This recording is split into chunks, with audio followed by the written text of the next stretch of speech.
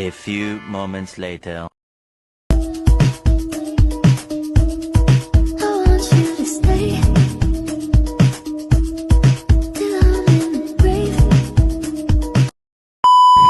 Assalamualaikum warahmatullahi wabarakatuh.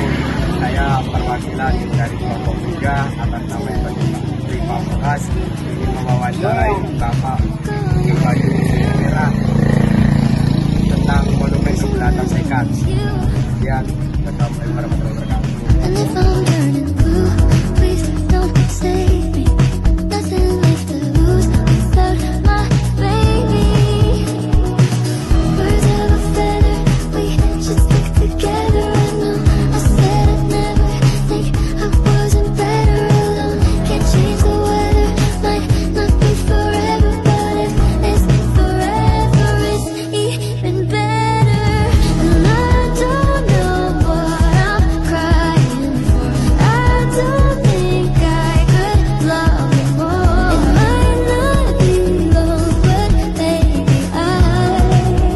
Assalamualaikum warahmatullahi wabarakatuh. Perkenalkan, nama saya Eka Putri. Saya dari SMN 2 Karawang.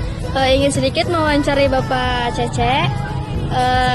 Di sini saya mau menanyakan berapa biaya yang dibangun untuk biaya yang dibangun untuk monumen kebulatan tekad ini, Pak. Adapun masalah biaya yang untuk membangun tugu kebulatan tekad ini atau tugu proklamasi ini menghabiskan biaya Rp17.500 yang dikumpulkan hasil swadaya masyarakat. Hasil swadaya masyarakat yang dikumpulkan lantas dibangun buat membangun ini menghabiskan dana Rp17.500 dan lokasi sekurang lebih 1.500 meter persegi.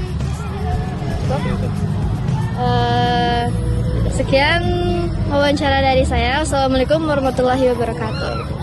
Assalamualaikum warahmatullahi wabarakatuh. Perkenalkan, nama saya Putri Salsabila Fauji dari SMN 2 Karawang. Ingin mewawancarai Bapak Cece Wikana. Selamat datang pada adik-adik dari SMA Karawang. Selamat datang di tempat ini, tempat bersejarah yaitu Tugu Kebulatan Tekad. Adapun nama Bapak Cece Wikana, salah satu juru pelihara yang ditugaskan oleh Disparbud untuk bertugas merawat di tempat ini. Pak. Di ini adalah tempat tugu bersejarah yang bernama Tugu Kebulatan Tekad yang dulunya itu sebagai Tugu Proklamasi. Tugu Proklamasi ini atau Tugu Kebulatan Tekad ini lokasinya di Bojong Tugu, Rengas Dengklok. Adapun masalah tentang Rengas Dengklok lebih banyak dikenal sebagai tempat penculikan Soekarno. Namun lebih tepatnya itu bukan semata penculikan tapi mengamankan Soekarno-Hatta ke Rengas Dengklok. Karena kala itu di Jakarta dalam keadaan gawat, banyak gejolak dari kaum muda terhadap kaum tua. Untuk menghindari terpengaruhnya oleh Jepang, bangsa Indonesia terpengaruh oleh Jepang, untuk menghindari hal itu, maka dibawalah Soekarno-Hatta ke Rengas Dengklok. Singkat cerita, sampai di Rengas Dengklok, Soekarno-Hatta terlebih dahulu ke kantor kewardanaan yang letaknya di depan Pasar Rengas Dengklok. Lalu diistirahatkan di markas peta. Markas peta itu sendiri lokasinya adalah saat ini yang dibangun menjadi Tugu Kebulatan Tekad. Disinilah dulu ini sebagai markas peta pembela tanah air. Setelah diistirahatkan Soekarno-Hatta, Ibu Fatmawati dan Guntur yang masih bayi, umurnya sekitar 9 bulan saat itu, lalu disinggahkan ke rumah Babah Jiao Kisong, orang Tionghoa, yang lokasinya di sebelah Tanggul Kali Citarum. Lebih tepatnya di bantaran Sungai Kali Citarum. Karena di situ tempat yang paling strategi menurut para pelaku sejarah untuk mendiamkan Presiden Soekarno-Hatta, karena tempatnya yang terpencil sehingga tidak gampang untuk diketahui oleh musuh. Dan lebih tepatnya lagi, itu berdampingan bersebelahan dengan Sungai Kali Citarum. Jadi jika ada serangan mendadak dari pihak musuh, bisa lalu dilarikan ke Sungai Kali Citarum, karena dulu Sungai Kali Citarum itu sebagai transportasi air yang bisa tembus ke Tanjung Priuk. Jika Soekarno-Hatta dilarikan ke Sungai Kali Citarum, tembus ke Tanjung Priuk, sehingga lebih mudah untuk kembali ke kediamannya. Seperti itu. Ya, di situ juga adanya penekanan dari kaum muda terhadap kaum tua, terhadap Presiden Soekarno-Hatta untuk segera menyusun naskah teks proklamasi.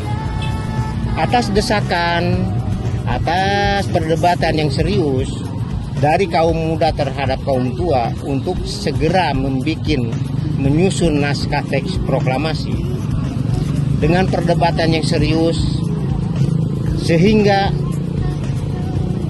Presiden mau memusyawarahkan naskah teks proklamasi di rumah Babah Jio Kisong tersebut, yang disebut saat ini adalah sebagai rumah sejarah. Karena terjadi abrasi air Sungai Kali Citarum, sehingga rumah tersebut dipindahkan yang saat ini adalah tempatnya di Dusun Kalijaya. Setelah membuat naskah teks proklamasi tanggal 16 Agustus, karena dinyatakan Indonesia sudah aman, sudah merdeka, maka di situ di Rengas Dengklok pula lah pertama kali Indonesia mengibarkan bendera merah putih, yang lokasinya di depan kantor kewedanaan yang adanya di dekat pasar Rengas Dengklok tersebut. Assalamualaikum warahmatullahi wabarakatuh. Nama saya Reisha Adistia Nurfadila. Saya ingin melanjutkan wawancara dari teman saya yaitu Putri untuk bertanya kepada Bapak Cece.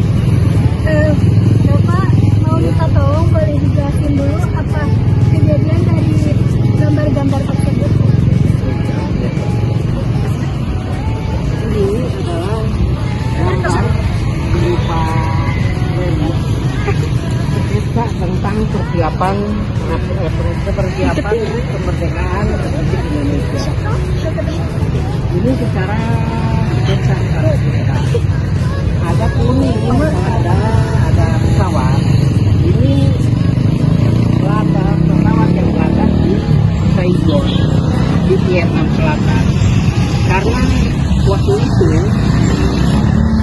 tahun 1945 Soekarno-Hatta mendapat undangan dari Jepang ke Saigon untuk persiapan kemerdekaan Republik Indonesia. Di sana juga bahwa Jepang akan memberi hadiah kemerdekaan kepada Republik Indonesia, yaitu tanggal 24 Agustus 1945. Dan yang tengah ini adalah perjalanan dari Jakarta menuju ke Rengas Dengklok. Adapun masalah itu ada penjagaan dari pihak Jepang masih tetap ada. Disambut oleh para pemuda Rengas Dengklok, para pejuang kemerdekaan di Rengas Dengklok dengan penjagaan yang ketat. Soekarno-Hatta dipindahkan langsung di sini, jadi dalam cerita ini dipindahkan ke rumah Babah Jio Kisong.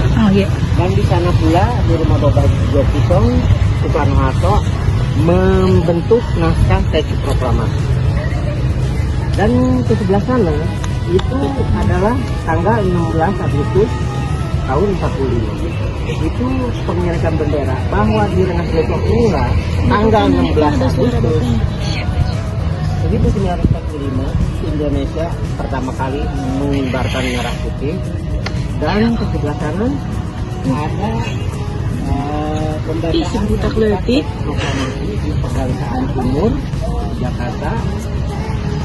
Secara nasional maka terdengar ke seluruh pelosok Nusantara dengan sambutan meriah dari rakyat Indonesia untuk kemerdekaan kita. Maka resmilah tanggal 17 Indonesia merdeka. Itu ini adalah sketsa tentang persiapan untuk kemerdekaan bangsa Indonesia.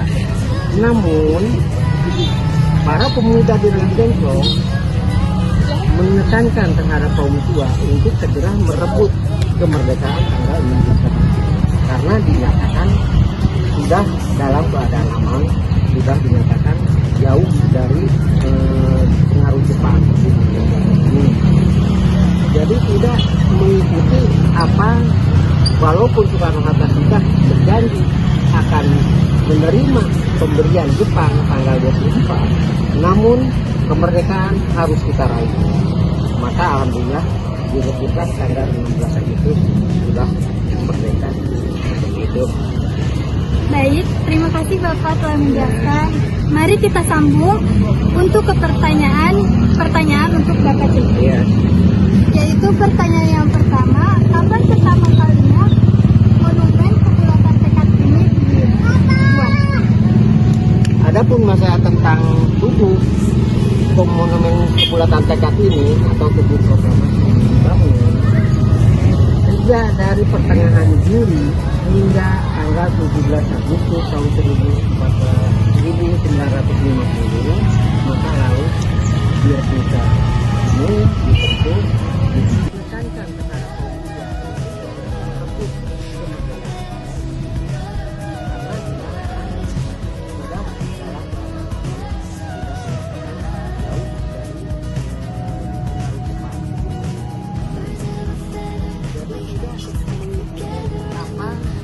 walaupun Soekarno-Hatta sudah berjanji akan menerima pemberian Jepang tanggal 24, namun kemerdekaan harus kita raih. Maka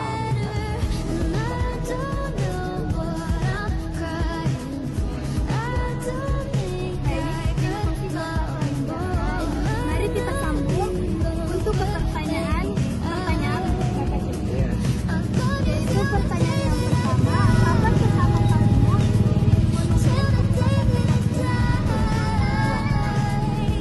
adapun masalah tentang buku monumen kebulatan tekad ini atau sejak dari pertengahan Juli hingga tanggal 17 Agustus 1950, maka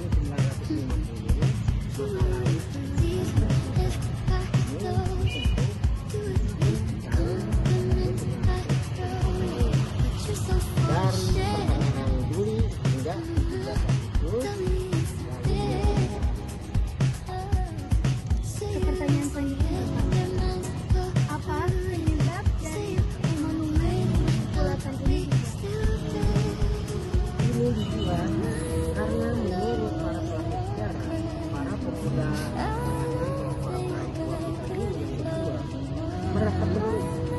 merasa perlu adanya bangunan untuk mengenang ke depan oleh-oleh hadiah untuk kita para generasi penerus.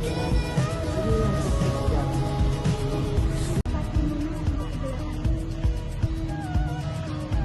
Yang menariknya lagi, ini dibangun bukan hanya sebagai bentuk seperti ini saja. Pemikiran orang-orang tua kita dulu ternyata sudah maju ke depan. Adapun bangunan ini mengandung makna, tidak hanya dibangun seperti ini saja, tapi diambil dari makna-makna tertentu. Seperti ada sekitar dikelilingi oleh rantai itu melambangkan mengikat erat persatuan. Lalu ke atas ada tundadan yang 5, itu berdasarkan Pancasila 5 dasar yang bermakna bahwa perjuangan itu bertahap-tahap. Lalu ke tengah ini ada badan berbentuk kotak persegi 4, bahwa perjuangan Indonesia, bangsa Indonesia itu berkotak-kotak. Artinya berkelompok-kelompok, bermacam-macam kelompok seperti di Rentengkong. Ada kelompok dari Barisan Rakyat, ada dari kelompok Barisan Banteng, dan ada juga dari PK, Pembela Tanah. Itu berkelompok-kelompok. Itu dari atas ada bulatan yang kecil berwarna gold, itu melambangkan dari setiap berdiri menjadi satu. Semua bergabung menjadi satu untuk membulatkan tekad, satu tujuan untuk meraih kemerdekaan. Seperti itu. Baik Bapak, terima kasih. Sekian wawancara yang dapat saya sampaikan. Kurang lebihnya mohon maaf. Assalamualaikum warahmatullahi wabarakatuh. Masih ada?